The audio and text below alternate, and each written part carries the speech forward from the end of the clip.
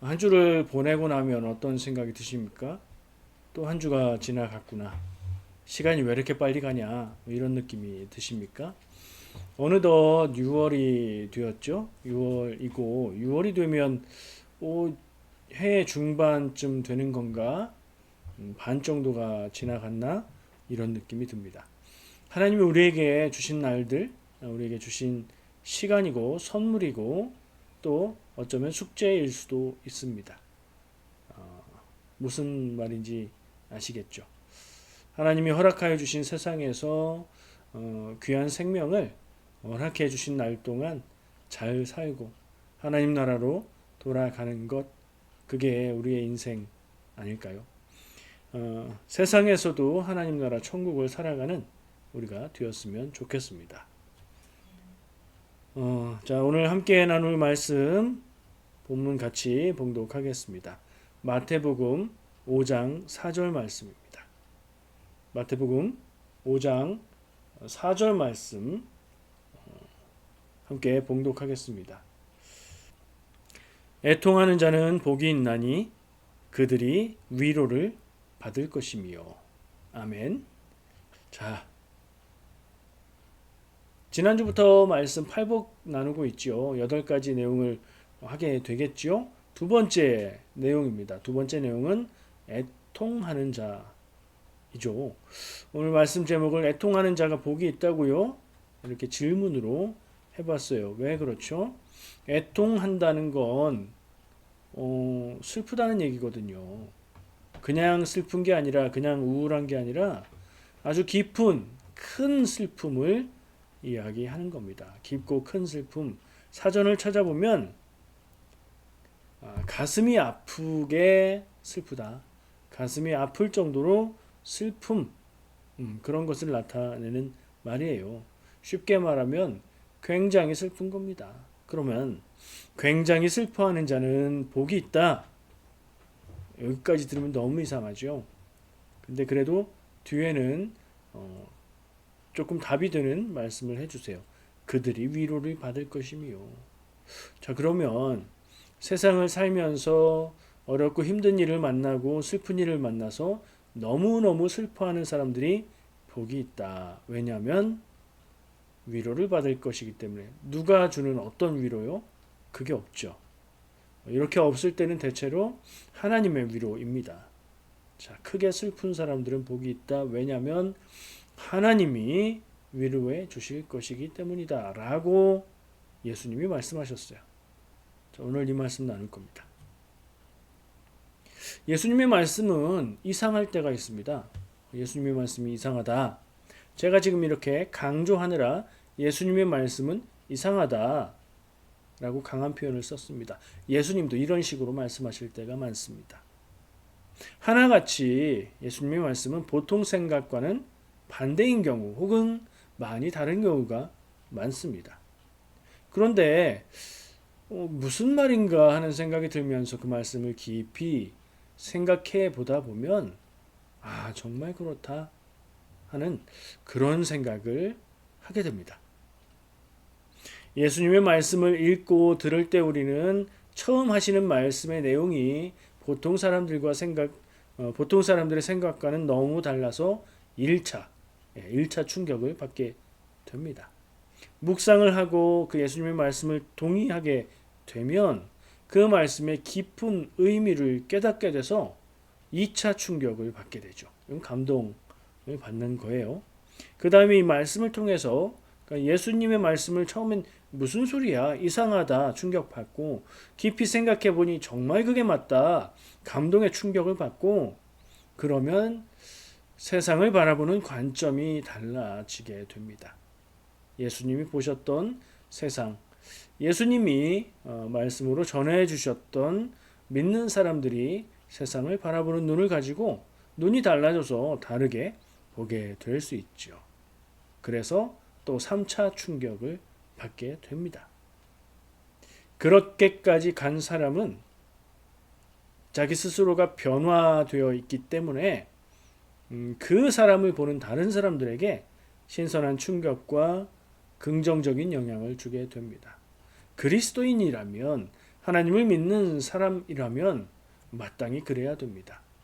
좋은 경우, 잘된 경우, 믿음이 훌륭하게 잘 성숙한 경우는 그렇게 될 수 있다는 겁니다. 만약에 믿음의 사람의 삶의 모습이 믿지 않는 사람들에게 신선한 충격과 긍정적인 영향이 아니라 그냥 충격과 부정적인 영향을 준다면 그 믿음을 점검해 봐야 될 일입니다. 팔복의 말씀들도 그렇죠. 뭐가 그래요? 일반적인 상식과는 도무지 통하지 않는 거꾸로 말씀하시는 것 같은 이야기들을 하신단 말이에요. 심령이 가난한 자는 복이 있다. 천국이 그들의 것이기 때문이다. 가난한 사람, 가난하다는 말이 좋은 말이 될 수가 없는데 그게 복이 있대요. 두 번째 내용에 와서도 마찬가지예요.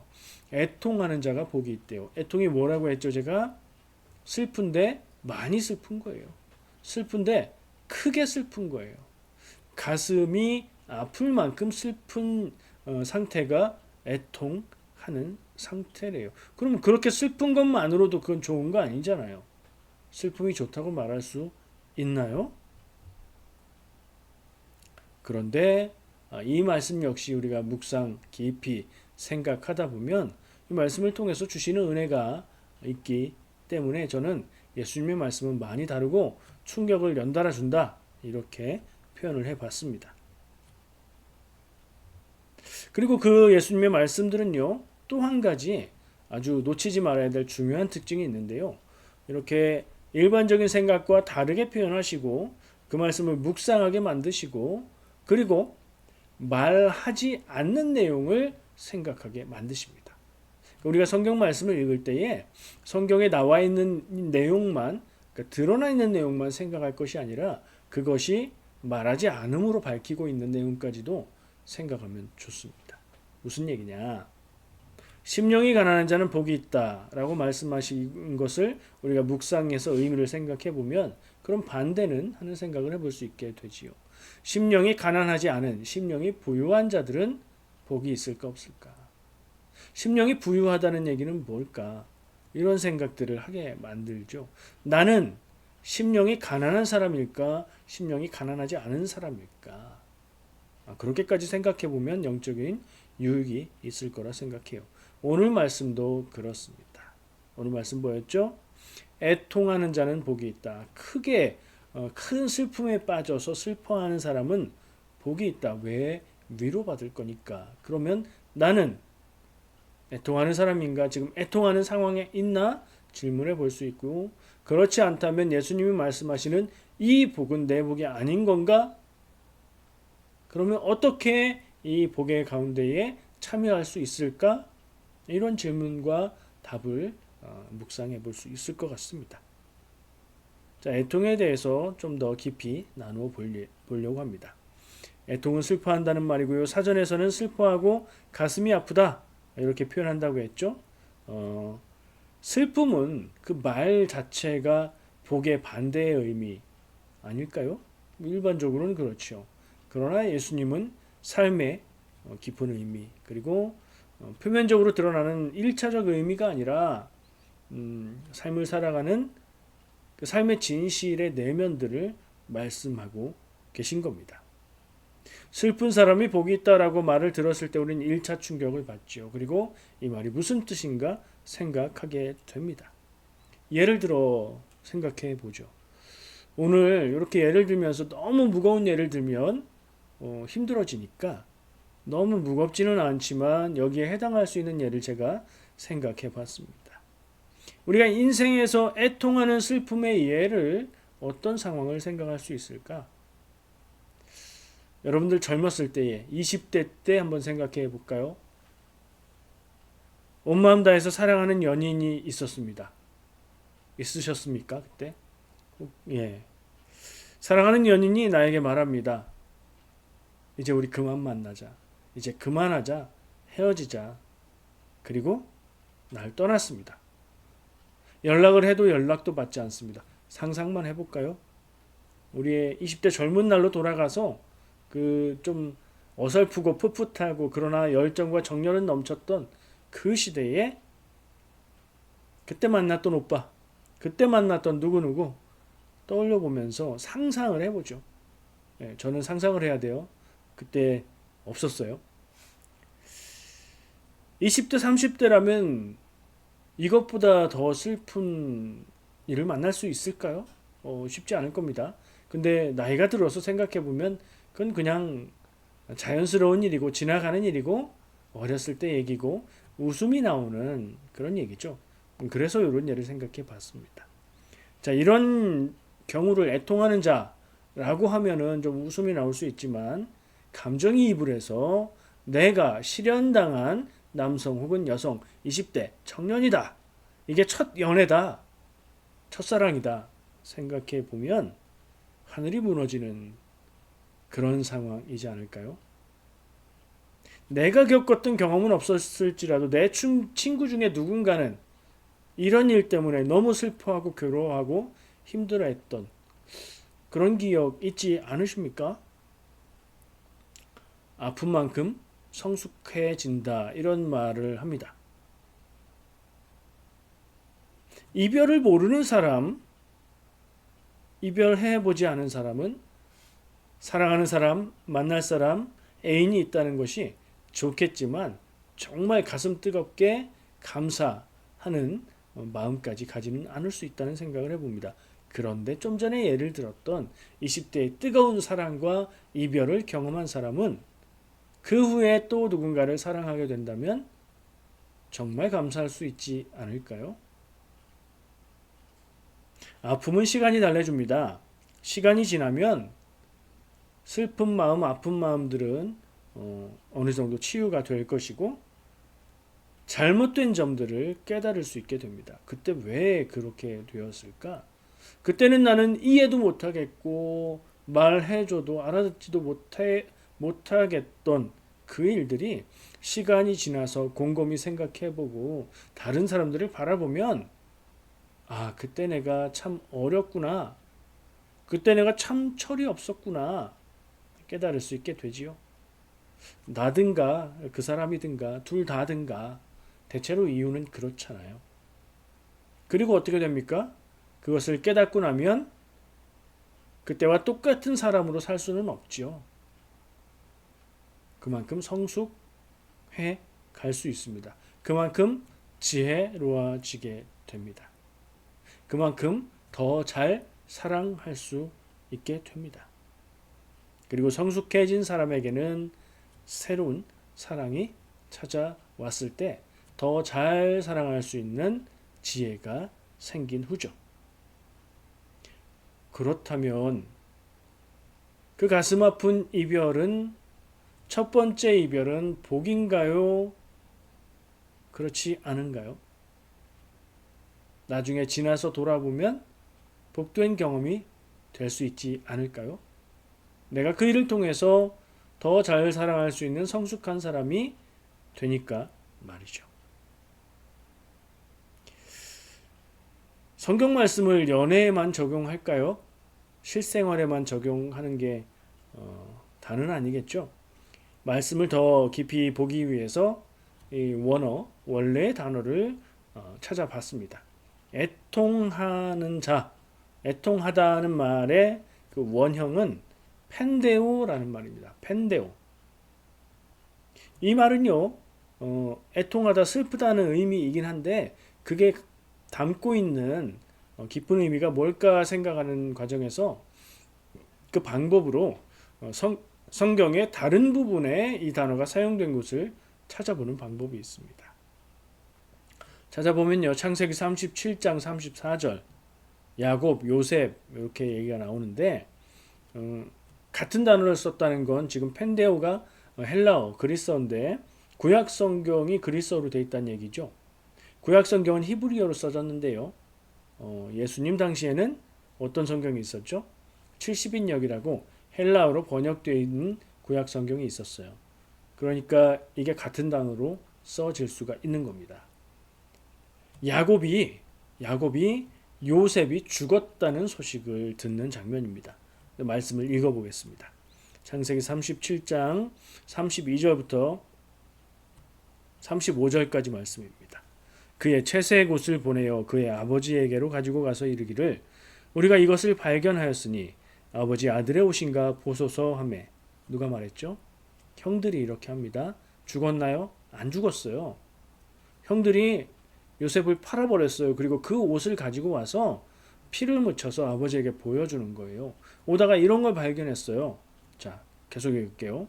아버지가 그것을 알아보고 이르되 내 아들의 옷이라. 악한 짐승이 그를 잡아먹었도다. 요셉이 분명히 찢겼도다 하고 자기 옷을 찢고 굵은 배로 허리를 묶고 오래도록 그의 아들을 위하여 애통하니. 여기 나왔죠? 애통하니 그의 모든 자녀가 위로하되 그가 그 위로를 받지 아니하여 이르되 내가 슬퍼하며 스올로 내려가 아들에게로 가리라 하고 그의 아버지가 그를 위하여 울었더라. 아멘. 야곱이 아들 요셉이 죽었다는 가짜 소식이에요. 가짜 소식을 듣고 정말 죽은 줄로 압니다. 그게 애통한 거예요. 자기가 12아들 중에 가장 사랑하는 아들인데 그 아들이 들짐승에게 잡아먹혀 죽은 것이라고 확신하고 그렇게 생각하는 겁니다. 그래서 옷을 찢고 배로 허리를 묶고 애통합니다. 형제들이 아들들이 위로하지만 그 위로를 받지 않습니다. 그리고 말합니다. 내가 슬퍼해서 스울로 내려갔겠다. 스울은 뭐예요? 땅속 지하세계를 말하는 거고요. 죽음을 말하는 겁니다. 내가 죽어서 아들에게 가겠다. 이런 말을 하는 겁니다. 야곱이 죽었나요? 안 죽어요. 얼마나 다행이에요? 요셉 안 죽었거든요. 나중에 다시 만나게 되거든요. 이때 야곱이 죽었으면 못 만났죠. 그러나 내가 죽어서 죽은 아들에게 가서 만나겠다라고 말하는 아버지의 심정은 충분히 이해가 되죠. 그런 마음이 애통이구나. 그런 애통한 마음에, 그런 슬픔에 애통이라는 단어를 썼구나 생각할 수 있어요. 우리 주변에 혹은 내가 여기에 준하는 그런 슬픈 일을 만날 수 있습니다. 인생 가운데에 정말 슬픈 일 누구에게나 만날 수 있는 일입니다. 그때 우리는 어떻게 해야 될까요? 오늘 말씀을 우리가 묵상하면서 그 답을 찾으면 좋겠습니다. 요셉은 죽지 않았지만 야곱은 정말로 요셉이 죽었다 이렇게 확신을 했고 그것도 자기가 심부름 보냈고 그 길을 갔다가 그렇게 됐다 이렇게 생각하는 겁니다. 그 마음이 어떨까요? 여러분 상상할 수 있으십니까? 상상하려고만 해도 마음이 찢어지는 이게 핵심이죠. 마음이 찢어지는 느낌, 가슴이 아픈 것. 이 정도 슬픔이 애통하는 슬픔이라고 생각할 수 있습니다. 그런 애통하는 사람이 복이 있다. 왜? 하나님이 위로해 주실 것이기 때문이다. 자, 하나님은 어떤 위로를 주실까요? 그럼 오늘 말씀에서 말하고 있는 복, 애통하는 자가 복이 있다고 얘기하는 복은 어떤 복일까? 위로의 복입니다. 그렇죠? 복이 있다. 왜냐? 하나님이 위로해 주실 것이니까. 자, 이 복은 위로의 복을 말하고 있는 겁니다. 슬픔 당한 사람이 위로받을 때에 그게 복이 있습니다. 슬픔을 당하지 않았는데 똑같은 말과 똑같은 것으로 위로해 준다 하면 그게 큰 느낌이 들겠습니까? 그렇지 않겠죠. 애통하는 자가 복이 있는 이유, 애통하기 때문, 그래서 위로받을 때에 그 위로가 더 크게 느껴질 수 있기 때문이라고 볼 수도 있는 말씀인 것 같아요. 야곱은 좀 전에 얘기했던 야곱 얘기에서 야곱은 요셉이 죽은 줄 알고 살았던 세월의 기간이 그리고 요셉이 아버지를 만나지 못하고 살았던 세월의 기간이 20여 년입니다. 보통 계산하면 성경에 나와 있는 단서들을 가지고 추려서 계산하면 22년 정도가 나옵니다. 10대 때에 팔려가서 39살, 40대 가까이 갔을 때에 드디어 가족들을 만나게 되는 겁니다. 고생의 세월이 있었고 최고 권력자의 이집트의 최고 권력자의 자리에 올라가고 총리가 됐죠. 그리고 가족들을 기다리는 데에도 시간이 걸렸습니다.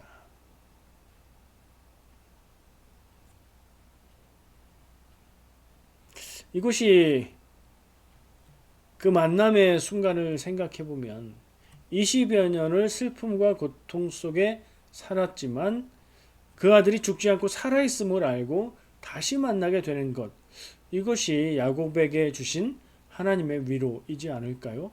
그런 생각을 해보게 됩니다. 왜냐하면 이 말씀을 통해서 애통의 마음을 예를 들어봤기 때문에 이 말씀을 통해서 또 어떤 위로가 있을까 하는 생각을 해보는 겁니다. 이 위로는, 이 위로로 주어지는 복은 특이한 점이 미래 시제로 써 있다는 겁니다. 지난주에 나누었던 심령이 가난한 자는 복이 있나니 천국이 저희 것임이요 라고 했죠. 그건 현재 시제였죠. 심령이 가난한 자는 지금 그 상태로 그게 복 있는 상태다라고 현재로 말하고 계셨는데, 지금 애통하는 자는 복이 있는데 지금 당장 그 애통한 순간, 괴로움의 순간 위로를 주신다는 얘기가 아니라 미래, 앞으로 어느 정도 시간이 지난 후에 하나님의 때가 되면 그때 하나님이 위로의 복을 주신다, 이렇게 말씀하시는 것으로 이해할 수 있겠죠. 그 무슨 말이에요? 애통한 이 순간 가슴이 아프고 그 정도로 슬프고, 야곱의 예를 들면 20여 년을 그 슬픔 가운데에 살아야 하는 그 세월, 시간의 간격 차이가 있다는 거예요. 그 차이는 괴롭고 힘들고 슬픈 마음을 견디고 이겨내면서 기다려야 하는 시간이겠죠. 우린 이 말씀 속에서 하나님의 위로가 시간이 걸릴 수 있다 하는 생각을 해보게 됩니다. 자, 내가 애통하는 상황이다. 어떻게 해야 되겠습니까? 하나님의 위로가 주어질 때까지 일단은 기다릴 수 있어야 됩니다. 야곱이 내가 진짜 수월로 가겠다 그러면서 아무것도 안 먹고 돌아가셨다면 하나님의 위로를 받지 못했겠죠? 기다리는 시간이 필요합니다. 기다림은 뭐가 있어야 할 수 있죠? 믿음이 있어야 할 수 있습니다. 무엇이 언제 주어질지 주어지지 않을지 알지 못하는 가운데서는 기다리는 게 그 자체가 고통이고 지옥일 수 있습니다. 그런데 시간이 아무리 길어도, 그리고 그 고통이 아무리 괴로워도 하나님이 위로해 주실 것이다. 내 이 아픔과 슬픔을 하나님께서 만져주시고 풀어주시고 위로해 주실 것이다 라는 확신이 있다면, 그걸 믿음이라고 생각해 볼게요. 그 믿음이 있다면 시간이 길어도 아픔이 커도 견딜 수 있지요. 자, 애통하는 자에게 필요한 게 뭐겠습니까? 인내심인데 믿음으로 견디는 인내심이 필요하겠지요. 오늘 말씀 그래서 중요하다는 생각을 해봅니다. 애통하는 자는 복이 있다. 하나님이 위로해 주실 건데 그게 앞으로의 시간 가운데 위로해 주실 거다. 언제 오는지 모르지만 그때까지 견디고 참고 참아낼 수 있는 믿음이 우리에게 필요하다. 여러분, 아프고 힘들고 슬픈 일을 만나면 이것을 기억할 필요가 있습니다. 하나님의 때에 하나님의 위로가 주어질 것입니다. 믿으시기 바랍니다. 이것을 믿고 견디고 이기시기 바랍니다. 하나님의 위로의 때가 찾아올 것입니다. 자, 믿음으로 기다려야 된다, 이런 얘기를 했습니다.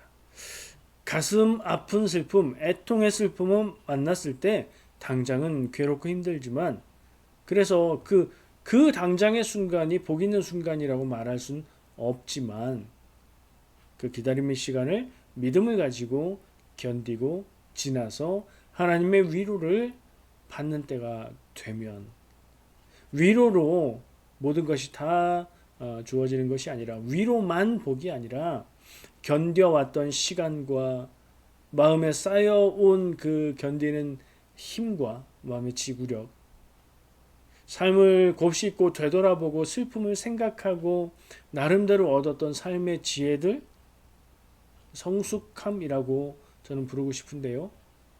그리고 다른 사람의 아픔과 슬픔을 바라보고 공감할 수 있는 마음들, 이것들이 또 복으로 주어지지 않는가 생각해 봅니다. 오늘 예수님이 해주신 말씀, 애통하는 자는 하나님의 위로를 받게 될 것이니 복이 있다.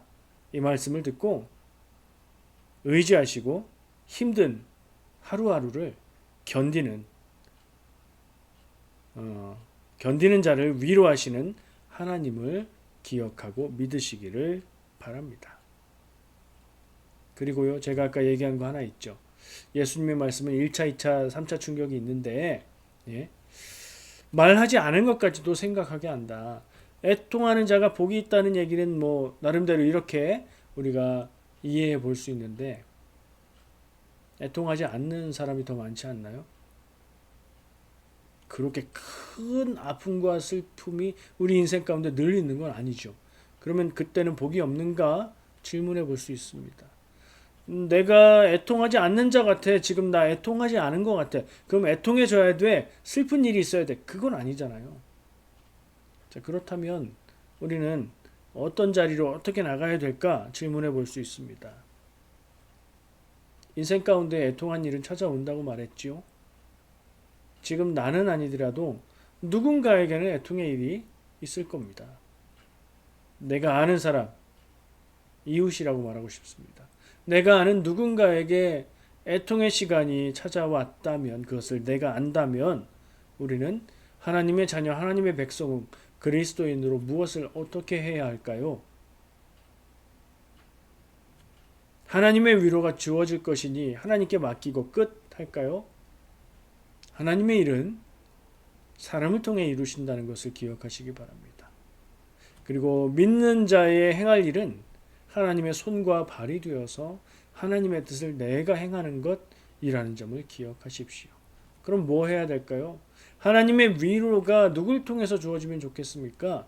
나를 통해서 애통하는 자에게 하나님의 위로가 주어질 수 있다면, 내가 그 아픔과 애통함을 공감하고 함께 울고 함께 기도할 수 있다면, 그러면 애통하는 자의 복, 그 복 가운데 나도 참여할 수 있는 겁니다. 애통해야만 복이 있는 게 아니고요. 애통한 자를 향한 하나님의 마음을 품고 하나님을 대신해서 그들에게 나아가는 성도의 모습이 복이 있는 삶인 줄 믿습니다. 기도하겠습니다.